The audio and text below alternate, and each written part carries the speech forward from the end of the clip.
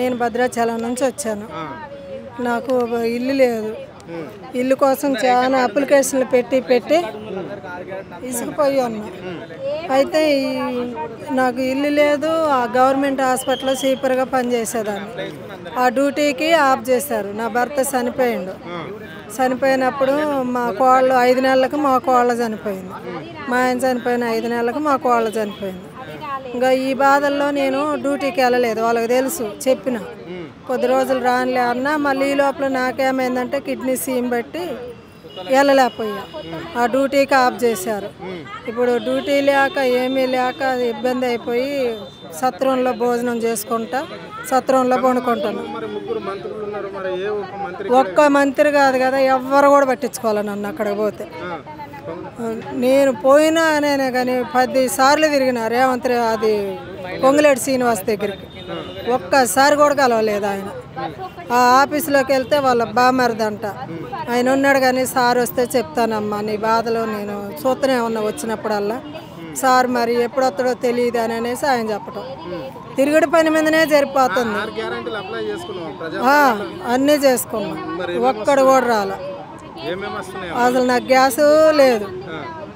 ఇప్పుడు రేషన్ బియ్యం అంటే బియ్యం అది మామూలే. ఇంకా దేనికి ఉంది, డబుల్ బెడ్రూమ్ పెట్టుకున్నా, అది రాలే. ఇప్పుడు దేనికి పెట్టుకోవాలి ఇంకా నేను? అసలు మామూలుగా బాధ అనిపించలే నాకైతే. సత్రంలో ఉంటున్నానండి నేను, మంచిగా బతికిందాన్ని. ఈరోజు నా పరిస్థితి బాగాలేక సత్రంలో ఉంటున్నా. ఆ విషయం మా ఊరు మా భద్రాచలం ఎమ్మెల్యేకి చెప్పినా కానీ నేను ఇల్లు ఇస్తాలే అన్నాడు అని ఉన్న వాళ్ళకి ఇచ్చిండు. కానీ నాలాంటి దాన్ని పోయి అడిగితే లేదు, ముంపు ప్రాంతం వాళ్ళకి ఇచ్చిన తర్వాత కోటాలో చూస్తాలే అన్నాడు. నాకెంత బాధ అనిపిస్తుంది. ఇప్పుడు నేను ఎన్ని సంవత్సరాలు బట్టి ఉన్నానో నువ్వు చూస్తూనే ఉన్నావు ఎమ్మెల్యేగా. మరి నేను తరతాలు ఎత్తలే అంటే ఏమన్నట్టు చెప్పండి? ప్రజాపాలన అంటేనండి, మా మహిళలను అనేది పట్టించుకుంటే అంతా బాగానే ఉంటుంది. మహిళలను పట్టించుకోకుండా ఏం పట్టించుకోకుండా ఫ్రీ బస్సు పెట్టేసిన, 500 గ్యాస్ ఇచ్చేసిన అని అంటే సరిపోయిందండి. 500 గ్యాస్ అన్నావు, 850 రూపాయలు కడుతున్నావు. ఎక్కడుంది? ఫ్రీ బస్సు పెట్టినావు, తన్నుకుంటాం గుద్దుకోవడమే. బాగలేని వాళ్ళు ఎక్కినరంటే కొట్టుకుంటామే. ఏం బాగున్నాయండి? ఇప్పుడు ఫ్రీ బస్సు పెట్టావు. ఫ్రీ బస్సు పెట్టే బదులు ఏ సామాన్లు అన్నా ఫ్రీగా కొద్దిగా తగ్గించి పెడితే బాగుండను కదా. ఏడిచ్చారు? ఇంత మటుకు మాకు పడనే పడలేదు. ఎవరికి ఇచ్చారు? కరెంటు బిల్లు ఫ్రీ పెట్టినావు. ఫ్రీ పెట్టి ఏం లాభం? నాకు ఏమైనా ఇల్లు ఉందా నన్ను ఫ్రీగా ఉండటానికి? నాకు కరెంటు ఫ్రీగా రావటానికి? నాలాంటి వాళ్ళు బోళ్ళు ఎంతమంది ఉన్నారు? ఒక 10-15 కుటుంబాల దాకా నాతో పాటుగా. ఫ్రీ బస్సు పెట్టిండు, 500 గ్యాస్ అన్నాడు, 850 కడుతున్నాం. సన్న బియ్యం ఇస్తాను అన్నాడు, సన్న బియ్యం ఇస్తాడు. డబుల్ బెడ్రూమ్లు ఇస్తాను అన్నాడు, ఇంకా అవి రాలేదు. ఇంకా ఎన్ని చేస్తాడో చూద్దామన్నట్టు కమ్మకం. 100 రోజులు అయిపోయింది కదా, 100 రోజులు అయిపోయింది కదా. 500 రోజులకి ఇవాళ వచ్చినాయి సన్న బియ్యం.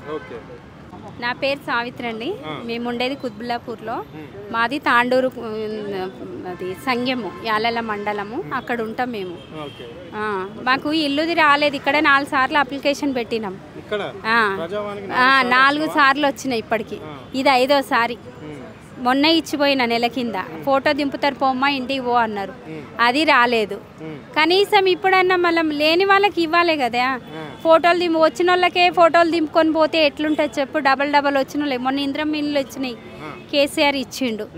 కేసీఆర్ ఇచ్చిన వాళ్ళకి మళ్ళీ ఫోటోలు దింపుకొని మళ్ళీ పోయిర్రు. ఇక వాళ్ళకి ఇస్తారో ఇయ్యారో మనకు తెలియదు. లేని వాళ్ళకి ఇవ్వాలని నేను అంటున్నా. ఉన్న వాళ్ళకే ఇస్తే ఏం లాభం చెప్పు? ఏది రాలేదు. బస్సు ఫ్రీ వచ్చింది అంతే. బస్సు ఇప్పుడు పర్వాలేదు. ఇన్ని రోజులు కొట్టుకున్నాడు గుద్దుకున్నాడు అంటాడు. అవి ఏవి లేవు. అత్త లేదు, నాకు మామ లేడు. పోనీ మా ఆయన కన్ను కనబడదు. ఆ పింఛన్ గురించి అనే అనుకున్నాము. అది మామూలుగా 58 సంవత్సరాలు పింఛన్ వస్తుంది అన్నాడు. ఆడ పెట్టినాం. రాదంట. ఆ సర్టిఫికేట్ తేవాలంట. సర్టిఫికేటు ప్రైవేట్లో చేసిండ్రు. మల్లారెడ్డి హాస్పిటల్లో 2 సార్లు చేసినాం, 2 సార్లు ఫెయిల్ అయింది. ఇప్పుడు మల్లారెడ్డికి పోయి మళ్ళీ అడిగితే ఆయన ఇయ్యరు కదా, గవర్నమెంట్ ఉంటేనే చేస్తా అంటారు. ఇప్పుడు అది లేదు. మళ్ళీ ఇప్పుడు మాకు ఏం లేదు, లేని వాళ్ళకి ఇవ్వాలి, ఉన్న వాళ్ళకి ఇవ్వద్దు అని నేను అంటున్నా. ఎంతమంది బిల్డింగ్లు ఉన్న వాళ్ళకే వస్తున్నాయి, లేని వాళ్ళకి ఏది లేదు. ఇస్తా అంటున్నారు. ఇప్పటి వరకు ఏది లేదు. వచ్చిన వాళ్ళకి ఫోటోలు దింపుకోపోయారు. ఇప్పుడు నేను ఇంతకుముందు ప్రజాపాలనలో పెట్టిన 2003లో పెట్టిన, ఇగో ఈ 3లో పెట్టింది ఇప్పటి వరకు రాలేదు. మళ్ళీ మొన్న 4-5 నెలలది మళ్ళీ కొత్తగా 2005లో మొన్న పెట్టేసి పోయిన నెల కింద, అది ఇది కాలేదు. మళ్ళీ ఏం చెప్తారో ఏం లేదో ఇని అడిగేసి పోదామని వచ్చిన. ఇంత దూరం ఏమీ అనిపిస్తలేదు. ఏమీ 2500 ఇస్తారని ఓట్లు అందరు వేసిండ్రు.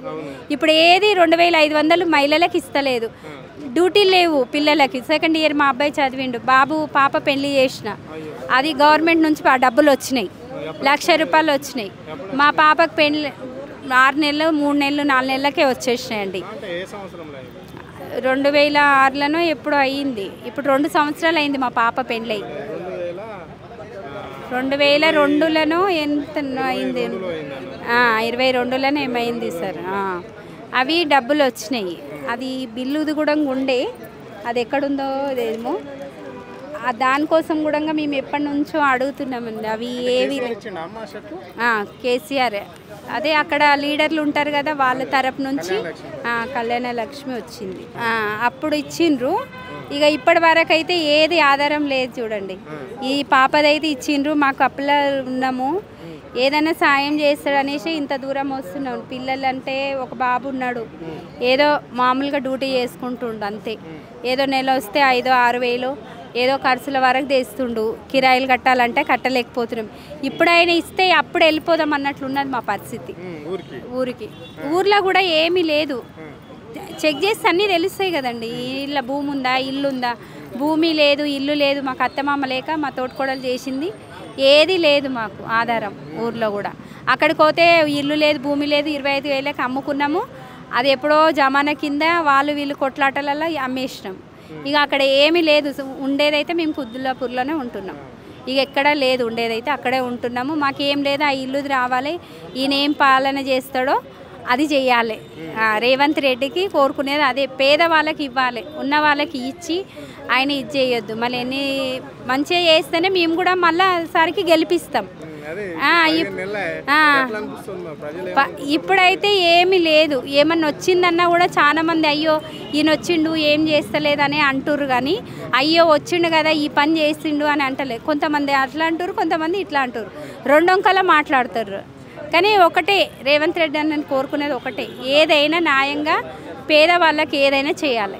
ఉన్న వాళ్ళకి చేస్తే లాభం లేదు. ఉన్నవాళ్ళు కార్లు బంగ్లాలు అన్నీ తిరుగుతారు, లేని వాళ్ళు సైకిల్ తీసుకుందామన్నా ఏది ఉండదు. ఏది కొనాలన్నా కూడా, బండి కొనాలన్నా కూడా మాకు ఉండదు. మళ్ళీ మేము ఎట్లా ఇది చేస్తాం చెప్పండి. మాకు కోరుకునేది అదే. గ్యాస్ లేదు, కరెంటు లేదు, మాకు గ్యాసుది లేదు.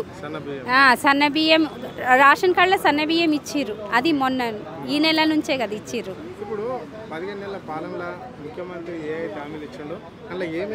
మాకైతే ఏది లేదు, బస్సు ఒక్కటే వచ్చింది అంటున్నా కదన్న. గ్యాస్ లేదు, కరెంటు లేదు, ఫ్రీ కరెంటు లేదు. ఇప్పటి వరకు మాకు కరెంటు రాలేదు, గ్యాస్ రాలేదు, ఏమి రాలేదు. ఉట్టి బస్సులో తిరుగుతున్నాం అంతే. ఏదైనా పని పడితే బస్కు ఇగో ఇక్కడికి వచ్చినామా ఈ పని చేసుకొని పోవాలి. ఏదైనా పోతే పువ్వులు అమ్ముతా నేను, ఏదో అది 10-20 రూపాయలు వస్తాయి. నెలంతా రావు కదా మనకి, 5,000-10,000 రావు కదా. ఏదో ఇప్పుడు పెట్టుకుందాము లోన్ అంటే దానికి ఇన్కమ్ సర్టిఫికేట్ కావాలంట, కులం సర్టిఫికేట్ కావాలంట. ఇవన్నీ లేవు. ఎంత టైం పడుతుంది తీసుకురానికి? ఇప్పట్లోనే కావాలంటారు. ఇప్పట్లోనే ఏడొస్తాయి చెప్పు, రావు. మీరే ఏదో విధంగా ఆధార్ కార్డు కొడితే మీకు వస్తాయి కదా ఏమేమి ఉన్నాయి, వాళ్ళు ఏమిటోళ్ళు ఏంది కులం అవన్నీ తెలుస్తాయి కదా. ఏది కులం ఏది అడిగినా కులం సర్టిఫికేట్ కావాలి, ఆధార్ కార్డు కావాలి. ఇటు పోతే మున్సిపాల్కి పోతే ఒకటి అడుగుతారు, అది ఆఫీస్కి పోతే ఒకటి అడుగుతారు. మాకు తెలియదు, చదువు రాదంలో ఏం చేస్తాం. మొన్న ఈ ప్రజాపాలనకు వచ్చినాం, ఒకరు తప్పు రాసిండ్రు, ఒకరు కరెక్ట్ రాసిండ్రు. అవన్నీ మేము చూసుకోలేము కదా, ఏం రాసిండ్రో ఏం లేదా. ఇచ్చినామా పోయినాం, అక్కడికి పోయినాక ఏం రాలేదమ్మా మీది క్యాన్సిల్ అయింది అంటారు. మళ్ళీ ఎందుకు క్యాన్సిల్ అయిందంటే మీరు తప్పు రాసిండ్రు అంటారు. ఇంకేం చెప్తాం, అట్లున్నది. రేవంత్ రెడ్డికే తెలియాలి అది ఎంతమంది పేదవాళ్ళు ఇట్లా అయినరో తెలియాలి.